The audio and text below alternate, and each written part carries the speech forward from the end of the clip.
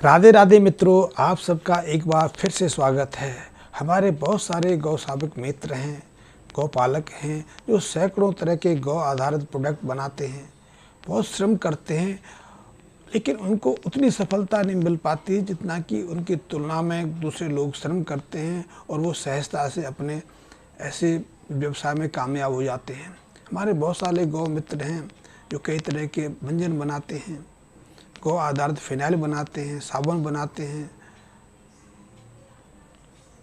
ऐसे dish wash बनाते हैं, कई तरह की अन्य कीटनाशक दवाएं तैयार करते हैं, धूप अगरबत्ती तैयार करते हैं, गोबर के कंडे बनाते हैं। ऐसे सैकड़ों प्रोडक्टों का उत्पादन करते हैं, निर्माण करते हैं, दिए बनाते हैं, गमले बनाते हैं, आसन बनाते हैं, यहाँ तक कि मोबाइल की जो वेब्स हैं उनसे सुरक्षा प्रदान करने का एक कवच ढांचा भी तैयार करते हैं। ऐसे बहुत सारी चीज़ें निर्मित करते हैं, लेकिन उनको वो सफलता, वो रिस्पॉन्स बाज़ार से नहीं मिलता जो कि दूसरी चीज़ों को सहजता से मिल जाता है। तो अत्यधिक प्रयास करने के बावजूद भी वो सफलता की एक तो सीढ़ी चढ़ पाते हैं।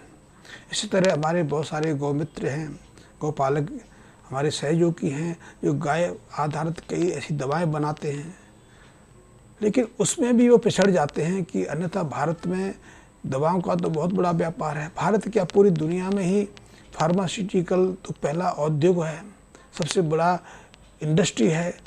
उसमें इतनी ताकत है कि वो सरकारों को बदल दे, सरकारों को अपने मन मर्जी के हिसाब से चलाने पर बाध्य कर दे। लेकिन इस क्षेत्र में भी हमारे गौपालक मित्र ज़्यादा कामयाब नहीं है।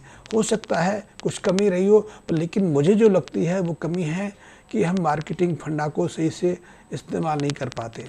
हम गौ सेवकों पर ही आश्रित रहते हैं कि वही हमारे एक दूसरे के प्रोडक्ट को खरीदते रहें, क्योंकि बाज़ार में हमारे प्रोडक्ट डिस्प्ले ही नहीं होते, बहुत कम संख्या में कहीं एक आध जगह डिस्प्ले होते हैं।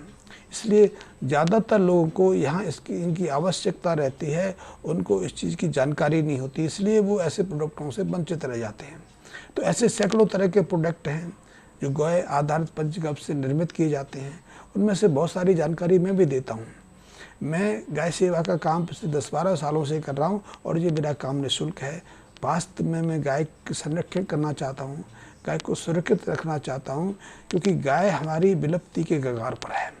जैसे हमारे संस्कार विलुप्ति के कगार पर हैं, आज हमारे परिवार में संस्कार नहीं रहे, संस्कारहीन प्रवृत्ति की तरफ हम बढ़ते जा रहे हैं। हमारे बच्चे अनुशासन में या उस सभ्य समाज का अंग नहीं रहना चाहते जिसका हम अंग रहे। हम अपने पूर्वजों, अपने माँ बाप के सामने मुंह नहीं खोलते थे। हमारे बच्चे तो स्वेच्छा से हर तरह के निर्णय लेने पर अपने को अंकुश ही रखना चाहते हैं। तो ऐसे में जब हम अपने परिवार को सही संस्कारवान नहीं बना रख सकते, तो ऐसे में गाय संरक्षण का काम कैसे होगा। तो गाय विलुप्ति की कगार पर है। इतना शोर बचाया जाता है, उससे बहुत कम उसका प्रभाव सामने दिखाई देता है। तो मैं तो चाहता हूँ, मेरा मिशन है कि हम सब ऐसा सुदृढ़ काम करें कि हम दूसरों पर आश्रित ना रहें। हम ऐसा मार्केट डेवलप करें कि लोग स्वयं गाय आधारित प्रोडक्ट को मांगें, उपयोग करें, उसकी उपयुक्तता देखें और अपने जीवन में उस महत्व को स्वीकार करें।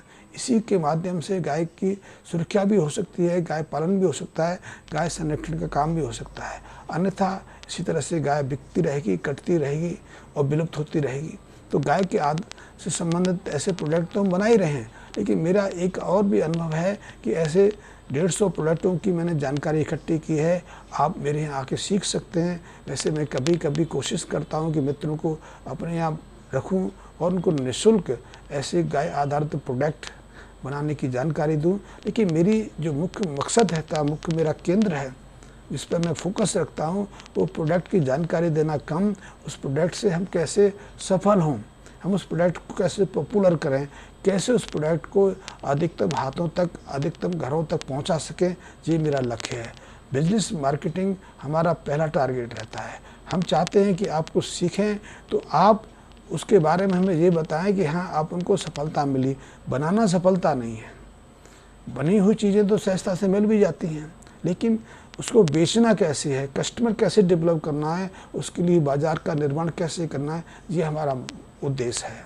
तो आप गाय आधारित दवा बना सकते हैं, पेस्टिसाइड बना सकते हैं, इंसेक्टिसाइड बना सकते हैं, खाद बना सकते हैं, कई तरह की अन्य चीज़ें निर्मित कर सकते हैं। लेकिन मैं आपसे और भी कहना चाहता हूँ कि गाय आधारित कुछ और भी क्षेत्र हैं जिनके बारे में अभी आप ज़्यादा नहीं जानते या आपने गंभीरतापूर्वक उस पर सोचने का कार्य ही नहीं किया, और वो हजारों लाखों करोड़ का काम है। आप खाद बनाते हैं, गाय आधारित बहुत सारी खाद हमारे मित्र यूज़ करते हैं, लेकिन भारत सरकार तो खादों को बाहरों से इंपोर्ट करने पर ही 1.5 से 2 लाख करोड़ रुपए खर्च करती है। लेकिन हम कितनी खाद का प्रयोग कर पाते हैं?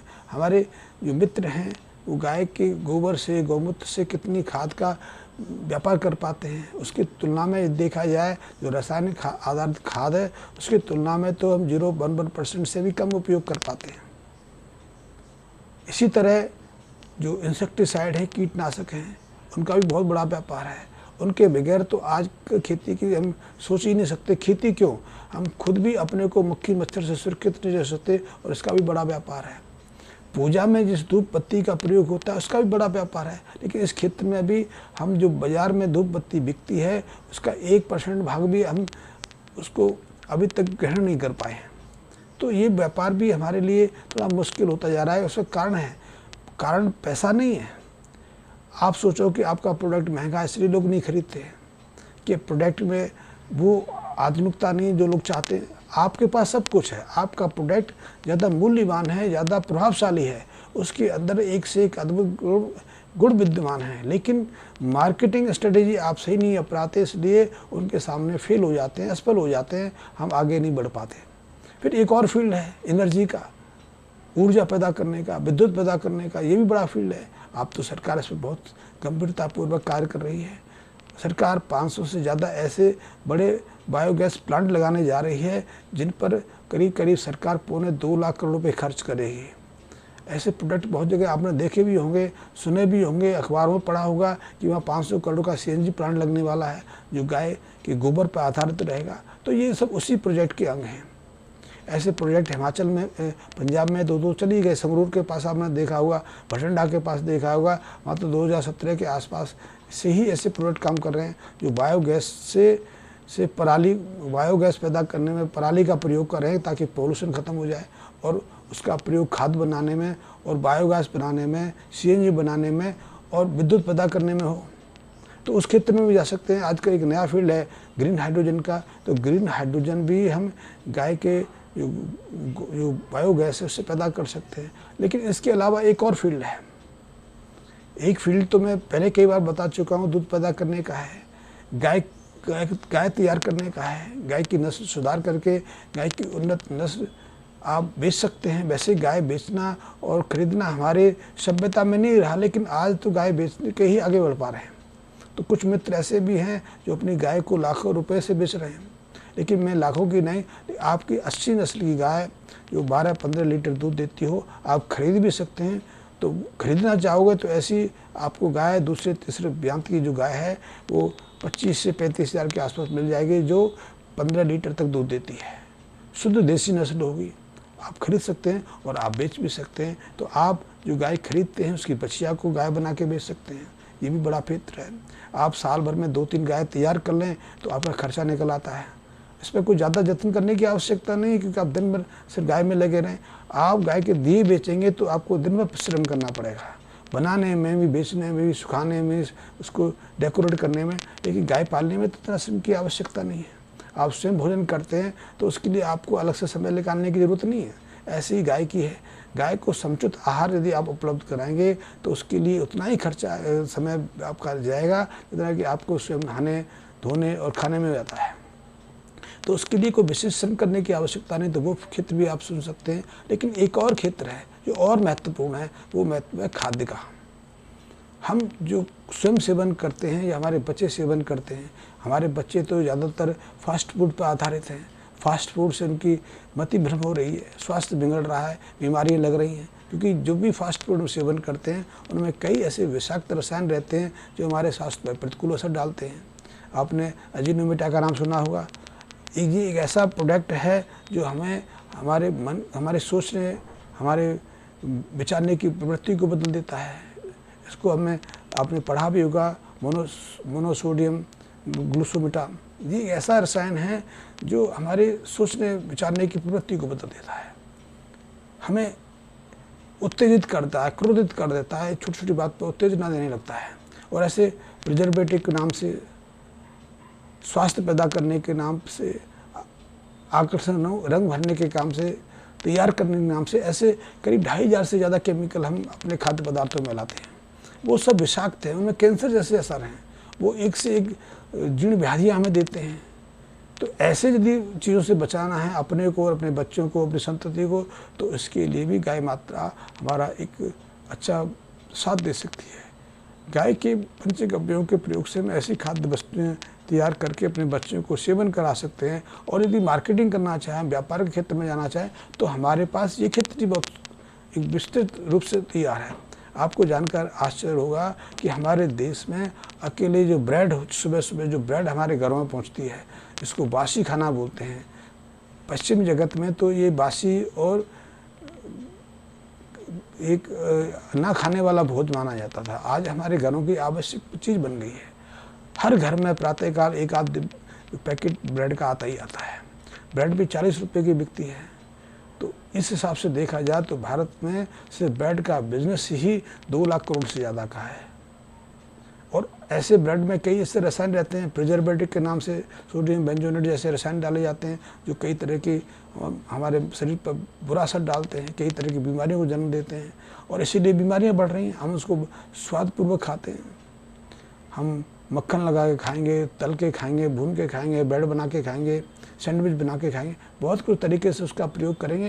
लेकिन हम इसकी जगह उस आहार से वंचित होते जा रहे हैं जो हमें स्वस्थ भी रखता था, निरोगी भी रखता था और दीर्घ जीवन भी देता था। और हमारे पूर्वज तो उसी को पल के, उसी को खाकर इतना सुदृढ़ बने। हमने स्वयं बचपन में उसको चीज़ को खाया है, लेकिन अब हम उसको तिरस्कृत भाव से देखते हैं। लेकिन उसकी पुनर्स्थापना की जा सकती है और ये भी बड़ा व्यापार है। इस क्षेत्र में भी आप जा सकते हैं। तो गाय प्रोडक्ट की सही जानकारी लेकर कि आपके लिए कौन सा सूट करेगा, किसमें आप सफल हो सकते हैं, उसको बना के कैसे बाज़ार में बेच सकते हैं, इसकी सही जानकारी लेकर आप गाय प्रोडक्ट के क्षेत्र में भी सफल हो सकते हैं। इसकी जानकारी भी ले सकते हैं।